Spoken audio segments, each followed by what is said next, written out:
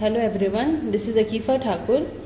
I welcome you all to my YouTube channel, that's Akifa's Commerce Classes. It's been quite a long time that I haven't uploaded any videos.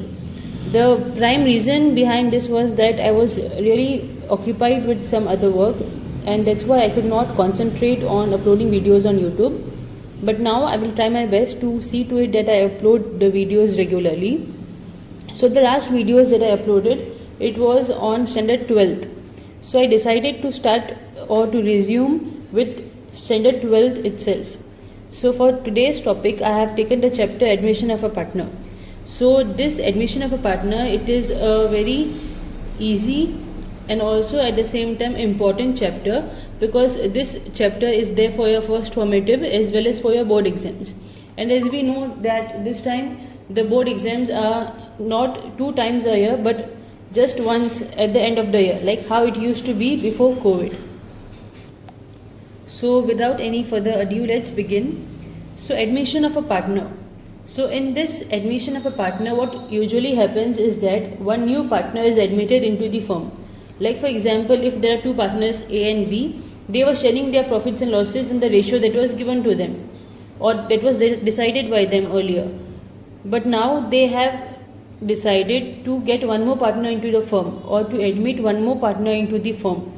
So that is called admission of a partner. Now what happens when a new partner is admitted?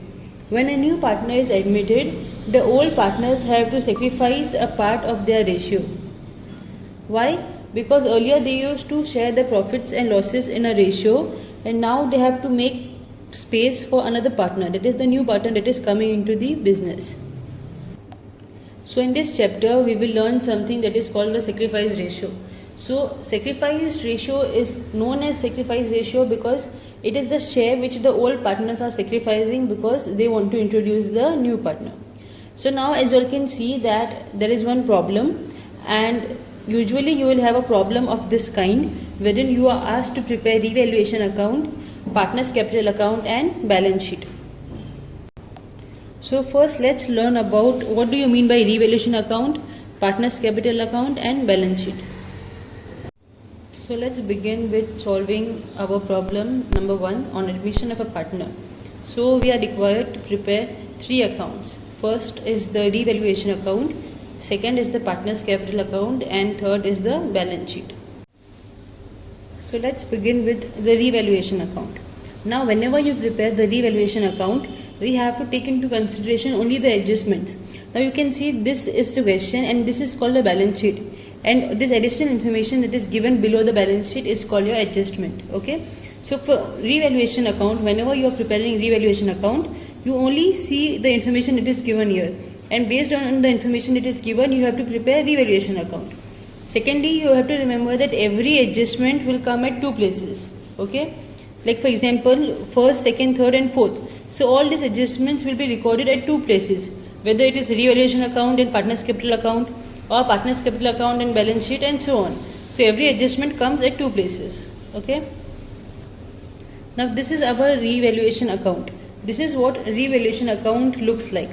So we have particulars, amount and amount. Okay. This is your debit side and this is your credit side. So students, we have to remember that this side we record all those assets which are appreciated.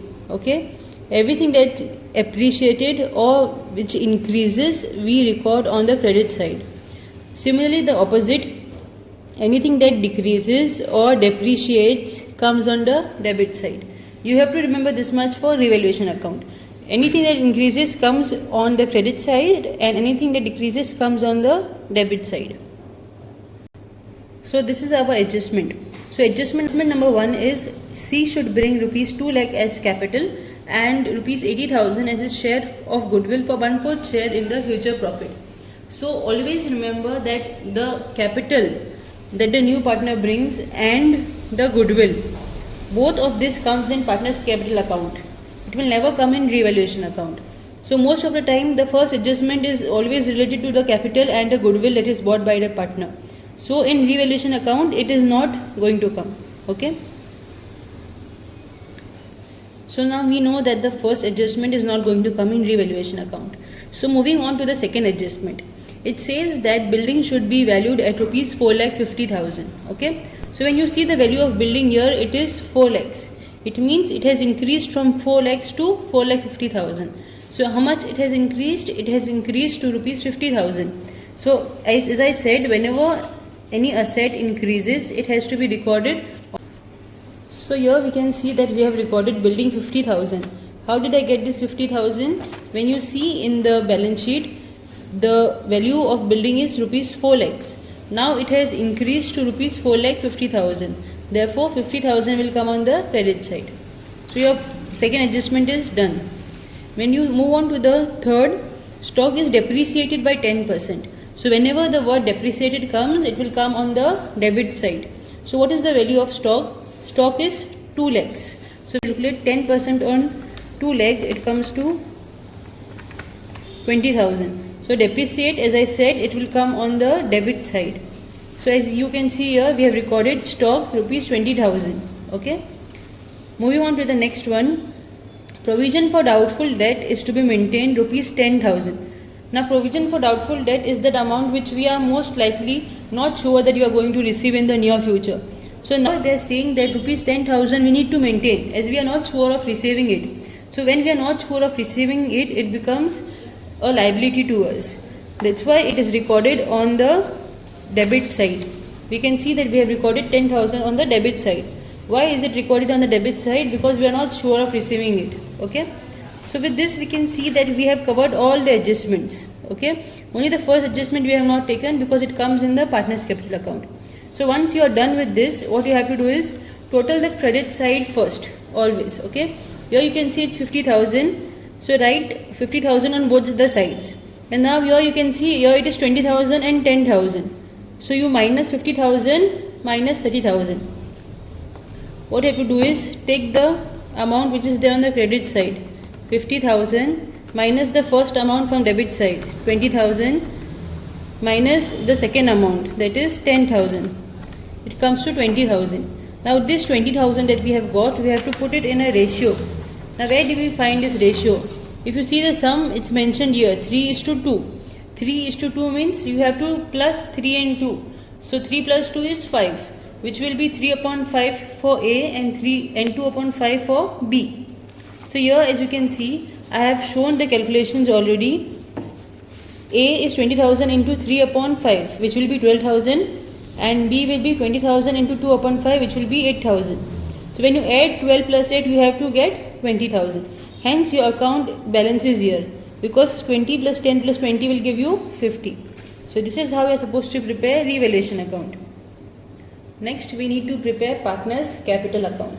So for partner's capital account, you have to remember a certain format. Format in the sense, there are few things which will always be constant. First is by balance brought down.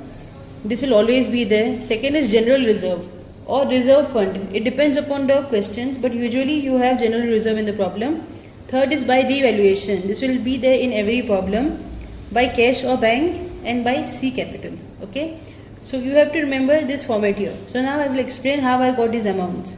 First is by balance brought down.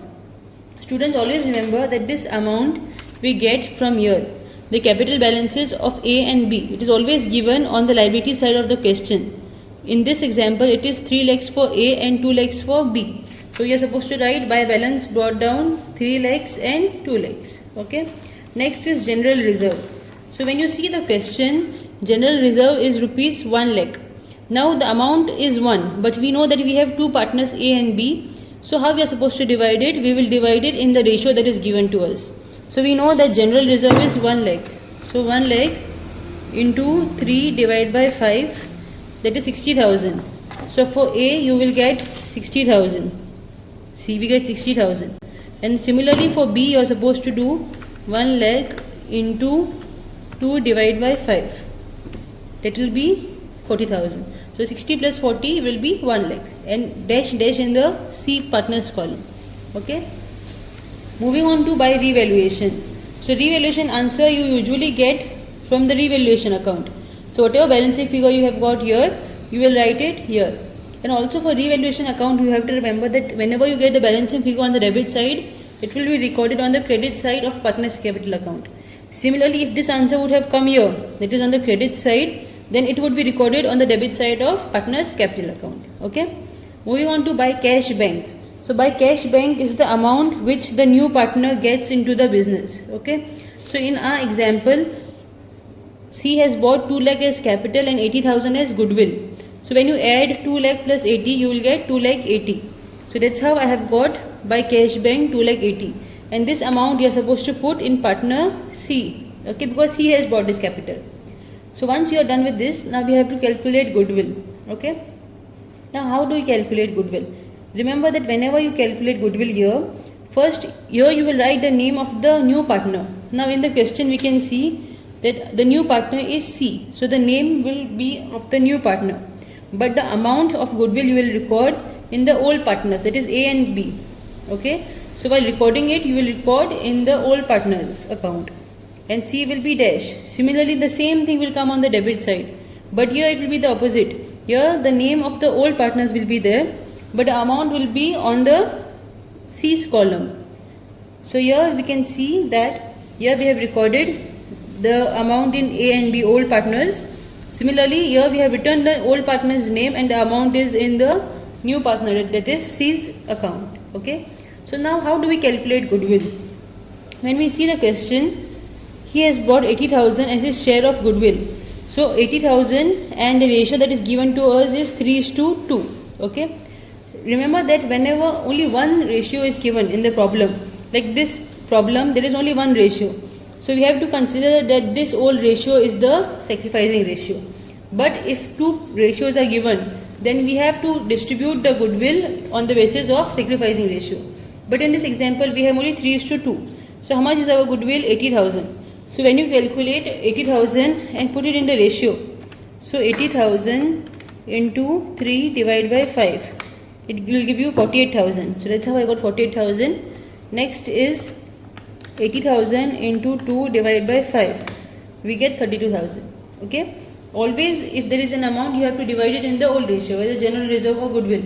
But for goodwill, if only one ratio is given, then consider it as sacrificing ratio. But if two ratios are given in the problem, then we have to calculate and find sacrificing ratio and then put it in the, and then share the goodwill in that ratio.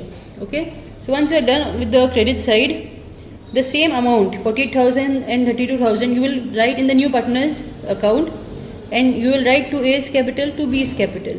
Okay. So now what you do is, once you are done putting all the entries in the columns, now you total. It's always better to total from the credit side. So let's start with partner C. Partner C, we can see it's only one amount, 2,80,000. Okay. But when you see over here, there are two amounts. So you have to always minus this column with this column. Like partner C with C, B with B, A with A. So here we can see total is 2,80,000. So put it on the calculator, 2,80,000. Okay. Here we have 48,000. So minus 48,000. Okay. Next amount is 32,000 minus 32,000.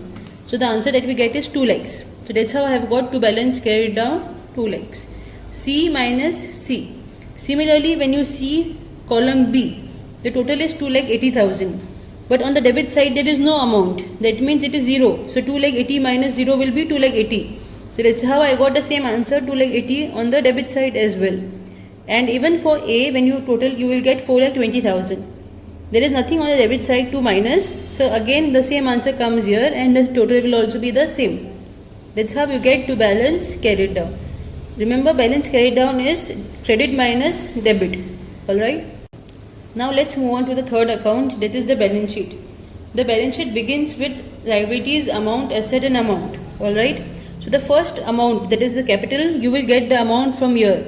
It is 4,20,000, 2,80,000 and 2 lakhs. Now this is our balance sheet. Always start with the liability column. Liabilities, amount, asset and amount. So capital account, as we already know that capital account, this answer we have got from to balance carried down partners capital account. Okay.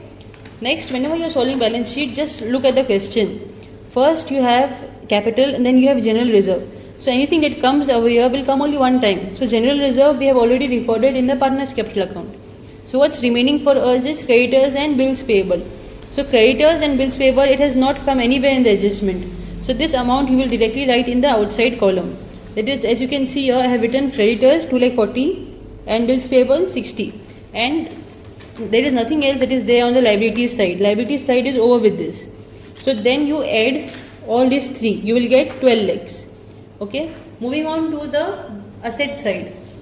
So you see in the question, first you have building. Okay, building is rupees 4 lakhs. First thing that you have to see to it that whether building has come in the adjustment or no. So building has come in the adjustment. So this amount you will write in the inner column. As you can see, building you write in the inner column 4 lakhs. Then here it's mentioned it has increased to 4,50,000. So from 4 lakhs it has increased to 4,50,000. That is plus 50. So as it's appreciated, what you have to do is you have to add 4 lakh plus 50. It will be 4,50,000. Okay.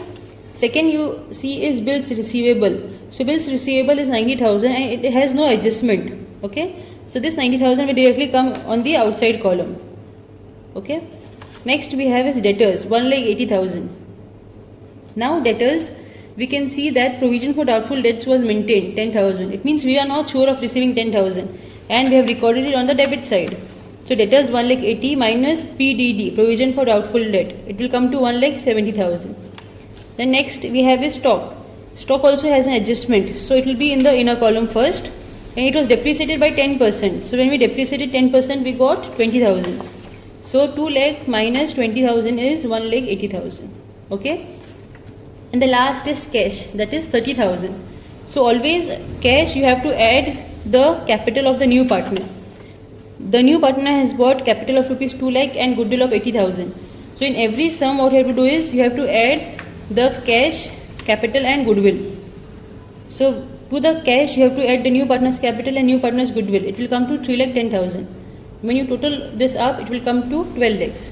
As I said earlier, that every adjustment comes two places. So the first adjustment, it has come at two places, one at partner's capital account, one at balance sheet. Building, stock, provision for debt, they all have come in revaluation account and again they have been recorded in the balance sheet. So this was the first sum that I solved on admission of a partner. Now students, it is not possible that you all understand the entire sum just by watching one video or just by solving the sum one time. To understand the sums better, you have to practice regularly. The more the number of problems that you practice, the better will be the understanding. So this was the first problem on admission of a partner. So if you all face any difficulties or there are any queries or if there are any concepts that need more clarity, then please feel free to write it in the comment section. So I will try my level best to adhere to all the queries that are being put up in the comment section. So this was all for today. So in today's session we solved one problem on admission of a partner. Very soon I will be uploading a new problem on admission of a partner. Till then you all can revise and go through the problem, and if there are difficulties then you all can ask me. If you all have understood today's problem, then please like, share and subscribe to my channel. Thank you.